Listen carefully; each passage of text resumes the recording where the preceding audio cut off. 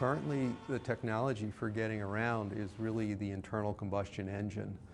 A gasoline engine uses a fuel that is an ancient fuel that's drawn out of the ground thousands of miles away, and a lot of energy and resources are expended in the processing of that crude oil into gasoline or diesel that is trucked to our region of the country and dispensed in gas stations all over.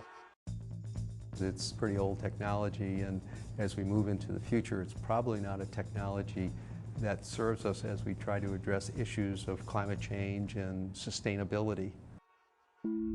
Emerging Science is a Vermont Public Television production in partnership with and funded by Vermont NSF EPSCoR. EPSCoR, supporting science and engineering in Vermont colleges and businesses and encouraging young Vermonters to seek careers in science.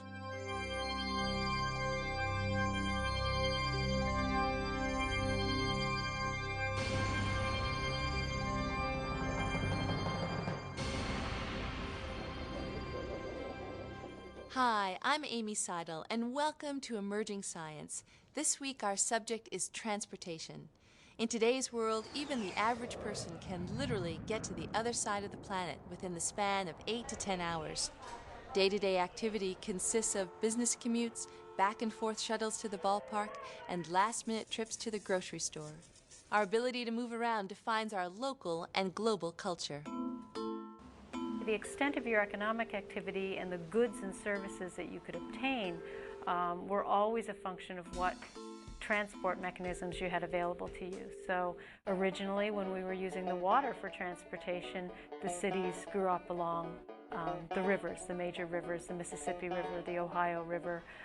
We have New York City becoming a center of commerce because the Erie Canal was built and resources could be moved from the Great Lakes through the canal to the Hudson River.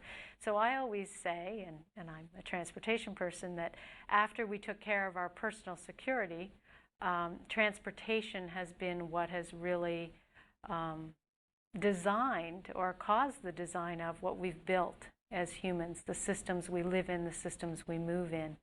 And so we, of course, had the water era, and then we had the rail era, which opened up the West, and we became a sea-to-sea nation. And then we had airplanes and interstates, and where was the major development in the 1970s? Well, it was at interchanges of the interstates we had built. And where did the corporate headquarters move in these beautiful country club campuses we have, like around Route 128 in Boston? Well, they were at the freeway interchanges, but they were also usually within an hour of a major airport. You mentioned design. Tell me how design plays a role in the execution of transportation in America. I think we've come out of maybe 5 decades of the transportation engineering profession responding to the demand, what people want. People want a big, safe, powerful car so they can get over a mountain at high speed. People want to be able to live a long way from where they work. And I think we're about to move into transportation engineers saying, hey, wait a minute. We need to design the system, the vehicles, the energy systems that power that transportation system in such a way that we get the behavior we want. I think our transportation system is monolithic. I mean, we think of transportation only as personal items, an automobile. Really, we ought to be moving towards the idea of thinking of transportation more as mobility. How do I get around? What's the impact of the fuel I use, both in terms of a resource and the emissions that are let out into the environment? Those are the challenges that are before us. One of the most obvious conditions in need of repair is the geopolitics of our dependence on fossil fuels. In response, a primary consideration is the use of alternative fuels. Biofuels made from plants emerge as a potential solution. A biofuel is defined as a solid, liquid, or gaseous fuel derived from relatively recently dead biological material. It is distinguished from fossil fuels, which are derived from long-dead biological material. There are 2 common strategies used in the production of biofuels. One is to grow crops high in sugar or starch, and then use yeast fermentation to produce ethyl alcohol, ethanol. The second is to grow plants high in vegetable oil. When these oils are heated, their viscosity is reduced, and they can be burned directly in a diesel engine, or they can be chemically processed to produce biodiesel.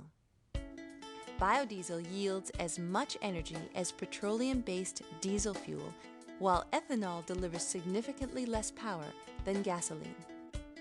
At first glance, biofuels offer tremendous promise to reduce our dependence on foreign oil, but we must be careful, as some biofuels have societal consequences. In recent years, as biofuel production increased, it has begun to affect the cost of food, and in some cases, food availability. As demands for biofuels such as biodiesel continue to increase, critical ecosystems are threatened. Rainforests, for instance, are being cut to grow palm oil, a feedstock for biofuel.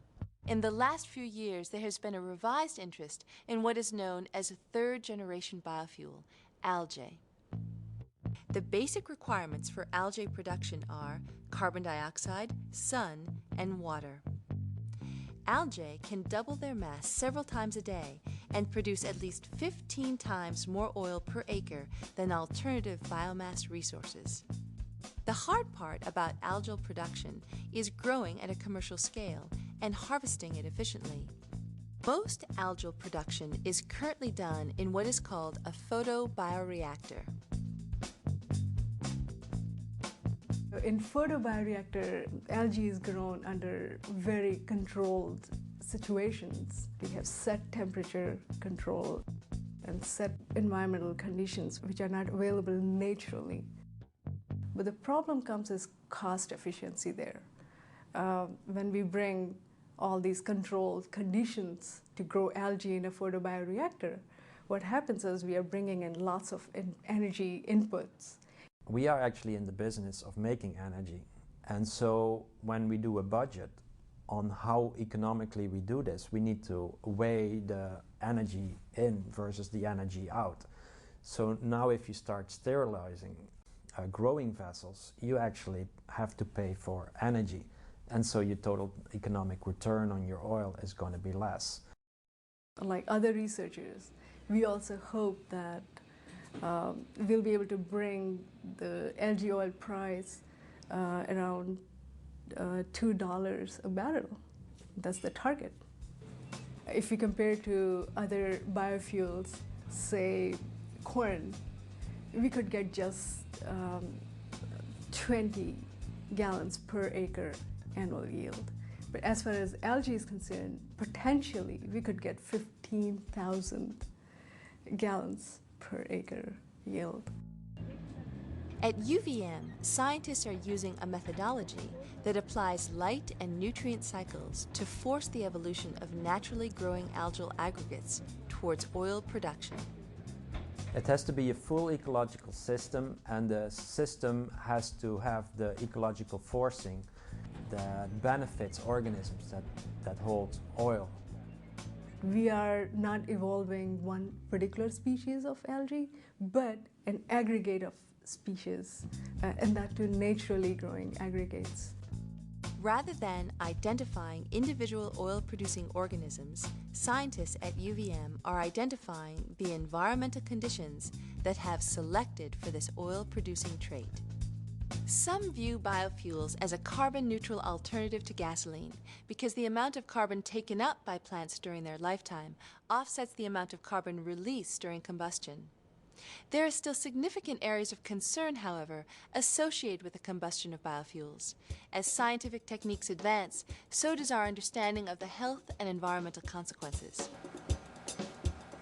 My name is Giuseppe Petrucci, and I was working in Italy at the Environment Institute of the European Commission, and I was asked whether I would be interested in working on a project to develop a new method to analyze atmospheric particles.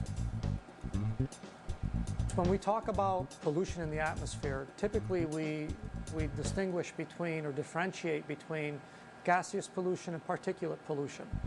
So when you see something spewing out from a tailpipe, it's a mixture of gases and particles. There's a great lack of methods to measure atmospheric particles, what we say in real time or online. The way we do our analyses is through a new class of instruments called aerosol mass spectrometers.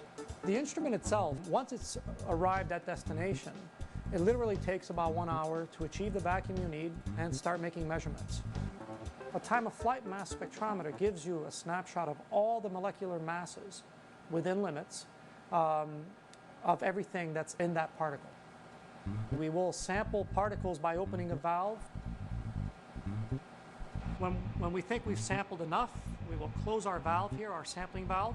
This aerodynamic lens actually takes that dispersion of particles and puts them on a very fine beam that we can collect. We literally capture all the particles on that aluminum probe, so they're stationary, and I target my laser on that same probe. I fire the laser once. The laser goes through this lens, it reflects off 2 laser mirrors, and it's imaged in the ionization chamber where we generate our ions. Once we ionize the particles by attaching an electron to them, which is our method, we literally accelerate them and then let them fly in space. And the space is just a large tube that's about 2 meters in length. And then on our screen, we see bars, and these bars indicate the masses of the molecules that we analyzed. As you can imagine, something that's heavier moves slower.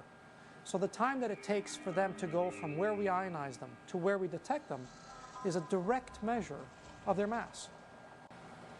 Now, looking at the emissions from burning a particular composition of biofuel, it is possible to then tweak the formulation of that biofuel, perhaps shift the chemical composition of the emissions towards less toxic or less noxious compounds. I don't think biodiesel, by any stretch of the imagination, will solve our energy problems. I think it will be an important component, once you weigh all the socioeconomic factors, of course, but I think it will be an important component. It is